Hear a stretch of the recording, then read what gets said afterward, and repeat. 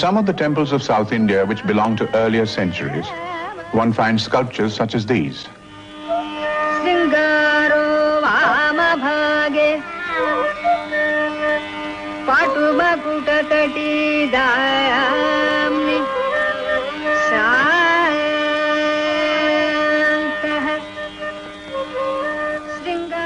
These gestures are part of a highly systematized language of mime and dance and music, which goes back to antiquity.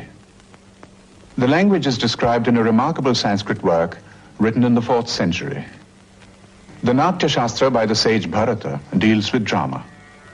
One of its 27 chapters is devoted to the dance, which formed an inseparable part of classical drama.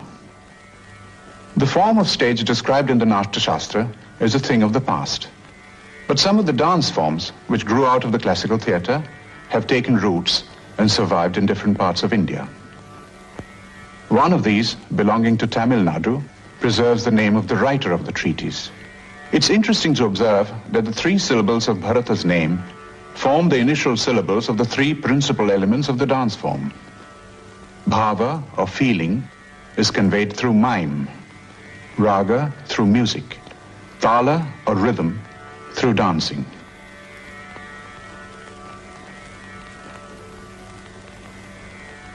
Part of the language of Bharatanatyam consists in mudras, or symbols formed by the hand. This, for instance, is the Mayura, or peacock mudra.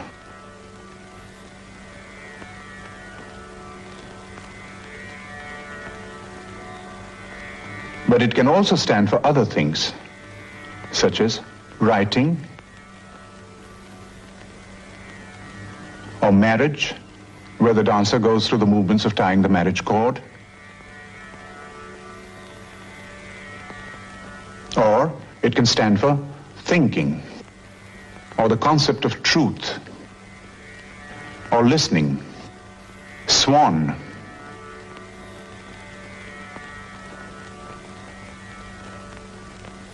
ornament,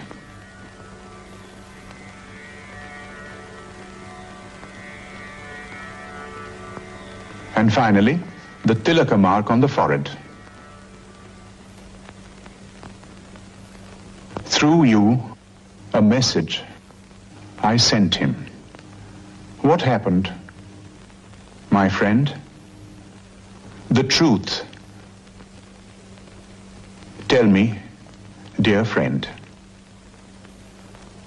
Unnai tudane pinen ennadi nadandade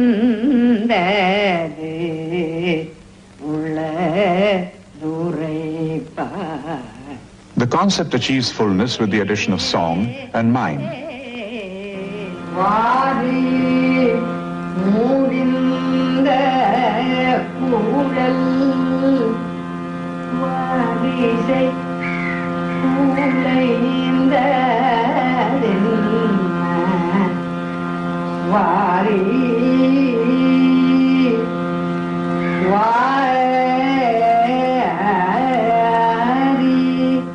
A great dancer can sing the same phrase over and over again, heightening the feeling, discovering new shades of meaning in the text, and varying the gestures to echo the changes in the melody.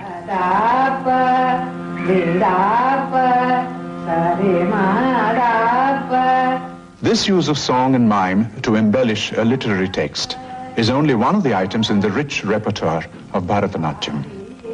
To achieve mastery over this repertoire calls for a combination of skill, energy, devotion, and innate musical sensibility, which few dancers can claim. Fortunately, in our own lifetime, such mastery has been achieved by a dancer whose name has become synonymous with Bharatanatyam. Bala Saraswati is 59 now and still dances. She says she'll retire when she feels the time has come to do so.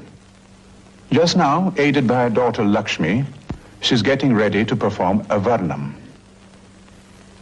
Varnam uses the whole range of a dancer's equipment, from the subtlest mime to the most intricate and vigorous of pure dancing. Bala has literally been dancing all her life. She was only 7 when she faced an audience for the first time in the courtyard of a small temple in Kanchipuram, 50 miles from Madras. The person responsible for this extraordinary debut was Bala's dance teacher, Kandappa Pillai. It was Kandappa's ancestors who, in the 19th century, gave Bharatanatyam the shape and form in which it has come down to us. There were musicians in the court of Tanjore, which was famous for its patronage of the arts. In the same Tanjore court, 200 years ago, was a dancer named Papammal. Little is known of Papammal's ancestry, but we know that she stands at the top of a family tree, which has brought forth outstanding musicians in every generation. Dhanam, who came 5 generations after Papammal, was the finest veena player of her time. She also sang, and it was she who insisted that her granddaughter Bala should train to become a singer. But Bala, at the age of 2, had already seen the greatest temple dancer of her time, and her ambition was to surpass her. In those days, dancing as a profession meant dancing in temples. And temple dances were frowned upon by polite society. It was Bala's mother Jayamma, herself a fine singer, who decided to brave the social risk and fixed up Kandappa to teach her daughter. Bala recalls the routine of her early training. Daily I have to get up 6 o'clock and then I start my music till 9:30. Then I go to my guru's house. I'll dance 1 o'clock, 12:30 like that. Then I come back and I'll take rest little while. And then some reading. I'll read some books. And then after 4 o'clock, he will come again. And again my routine work will start. The relentless training, added to an inborn musical talent, bore fruit. While still in her early teens, Bala caught the eye of connoisseurs. When she was young, I have been watching her from her young days. In those days, her dance was marvelous. And her teacher, Kandappa, was himself a genius. And he had a gift for pruning and removing all crudities and unnecessary repetitions. And all that she has been doing in a wonderful way in the younger days. Later, of course, she has been concentrating more on the Abhinaya portion. But those who have seen her in the younger days can still recall how beautiful her dances themselves were. In 1935, Bala came to Calcutta to dance in a conference of classical music. In town at that time was the famous dancer and choreographer Uday Shankar. She danced for me. I thought she was super. Her movements were such flowing movement, not like any other Bharatanatyam dancers I have seen. She was really wonderful. Bala acknowledges that it was Uday Shankar who spread the word and paved the way for her career. Soon, Bala was giving recitals in all the major cities of India.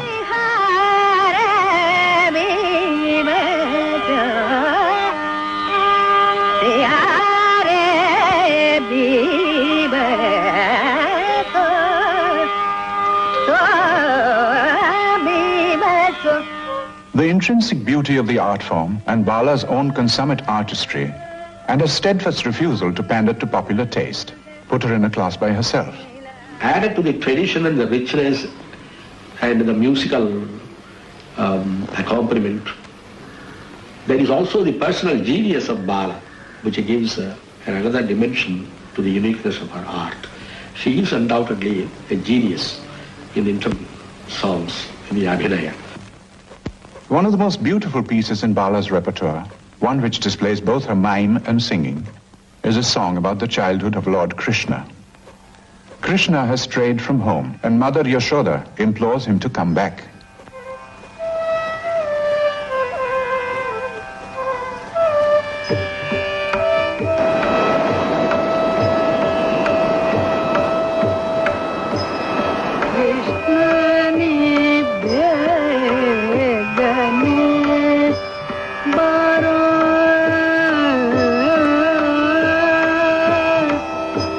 Krishna ni bhe gane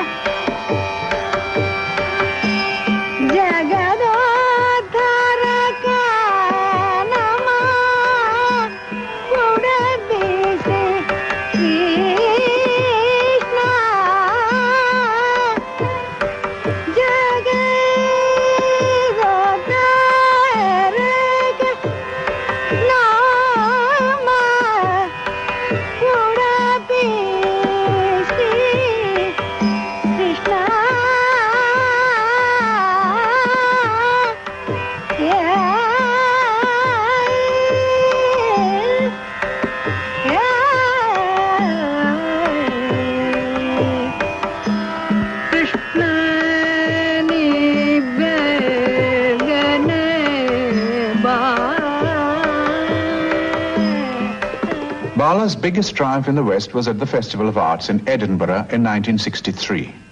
1963 was a kind of Indian year at the Edinburgh Festival. A lot of our great musicians were there, Ravi Shankar, Ali Akbar, Subbulakshmi, various other interesting Indian things, and of course 8 solo recitals by Bala Saraswati. All were sold out. And as word got round about the quality of her dancing, requests for seats came pouring in. Reception was, I would say, almost rapturous. It wasn't just a case of rave reviews. Those were there, of course. But there was a feeling in the minds of those who saw her, even those who saw her for the first time, of being in the presence of greatness, as it were.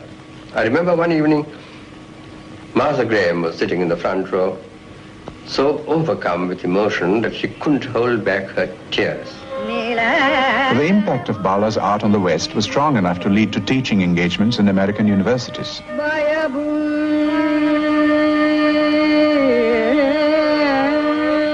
Bharatanatyam had indeed come a long way from its home in the temples of South India. In her own country, Bala's lifelong devotion to the cause of Bharatanatyam has won wide recognition. The Academy of Music in Madras, where Bala gives dancing lessons, has conferred on her their highest distinction.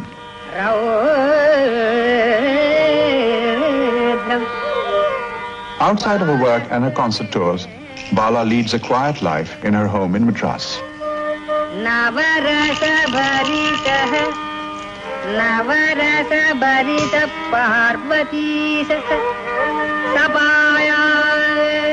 Her two brothers, Ranganathan and Vishwanathan, are home on vacation from the United States, where they teach South Indian music. Ranga teaches drumming, while Vishwa teaches the flute and singing.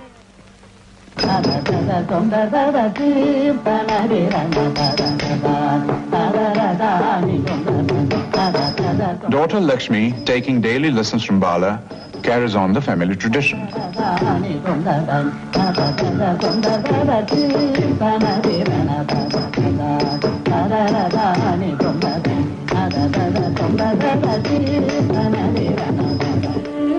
The musicians who will accompany Bala for her performance of the Varnam include Vishwanathan playing the flute, Tyagarajan, the violinist, the dance conductor Ramaya, singer Ramadas, and Kupuswami, the drummer, who has been Bala's accompanist for more than 40 years. The text of this particular Varnam describes a young girl's complaint to the Lord Shiva. "I am stricken with love for you," she says. "How can you be so indifferent?" She is, in fact, the lover and the devotee at one and the same time. Bala is unsurpassed in her handling of this delicate combination. The last things that the dancer puts on before a performance are the anklets. This is the same pair which Bala wore for her debut more than 50 years ago.